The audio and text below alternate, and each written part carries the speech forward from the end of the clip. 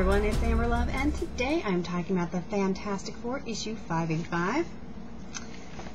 And I actually had dropped this book for a little while and started picking it back up. Jonathan Hickman has taken the story in a pretty safe turn as far as the big interactions with Galactus.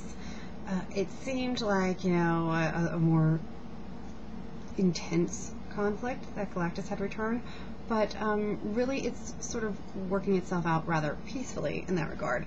Reed does go with the Silver Surfer to meet Galactus and discuss why on Earth there is a future Galactus buried in the middle of the planet. So Reed is the one who has the answers for that, and it's very placating almost. It's so anticlimactic. It was the part of the story that I really kind of was just like, whatever. But what we do have is a really great story that's kind of ending with Ben, who has not been in his Thing form because the Super Genius Kids team that Reed set up created a formula, and that gives Ben the ability to be back in his normal human self for a week. But the caveat is that he only takes the formula once, it's only temporary, and it will recur for 1 week out of the year. Now, this seems like a pretty lame story as far as that goes. It's, not, I don't think, the best execution.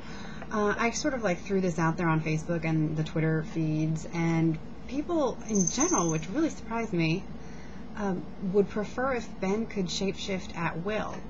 And I think that'd be way too easy of a solution. So I do like that there's, a flaw to this, that it's only 1 week out of the year, but it just reminds me, maybe it's too soon after the Pirates of the Caribbean story, because it seemed very similar to that. So, but one thing I do have to say about Ben Grimm is that as far as, heroes that have a lot to complain about, we don't get the emo brooding out of Ben that you get out of a character like Angel. And even Rogue. Rogue's, much worse off, I think, than Ben, but I think that they're sort of like the male and female equivalent as far as, physical contact with other human beings go. So I think Rogue has a much angrier side to her, and more emotional even than Ben's even shown. I think Ben tends to keep it to himself. So this has been an interesting story as far as giving him some character development there. My favorite part of the story is about Sue Storm and Namor. They are underneath the sea and trying to come up with peace treaties, I guess is how we could call it.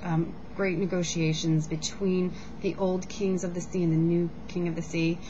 And it's interesting that Namor seems like he will do whatever it takes to prove his love to Sue. And he, just even saying something like, is this what would make you happy, when she explains her recommendations. And it seems like he's going to go along with it. And then when things come down to brass tacks, he just loses his mind. He absolutely can't even, his love for her just, can't even bring him to compromise. So it's a really climactic scene, and I think it's really important. I think it's well done. The pacing is fantastic, and it's just very well executed as far as the illustrations go and the layouts. I really liked what they did.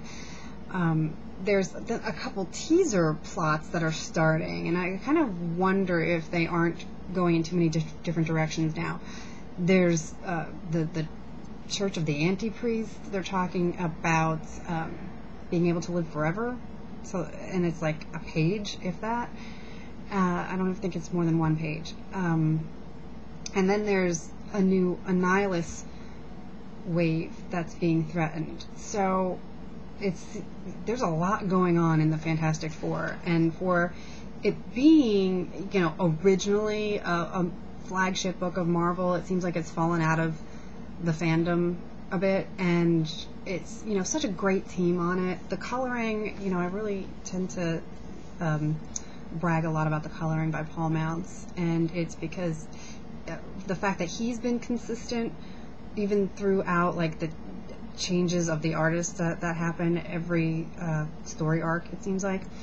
I think the coloring really solidifies a feeling of just continuous visuals throughout every single issue. So, kudos there. I really hope he gets some recognition for that. So that's Fantastic Four issue 585. And, if you're going to wait for the trade, that's all well and good too.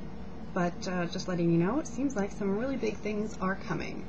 And one of the things that you might want to keep your eyes and ears out for is where young Franklin Richards will be playing into this, because it seemed like he was having a really important role during Prime Elements, and there's definitely a threat regarding him coming. So check it out. Don't forget to check out amberunmasked.com for more, and as always, please subscribe before you log out.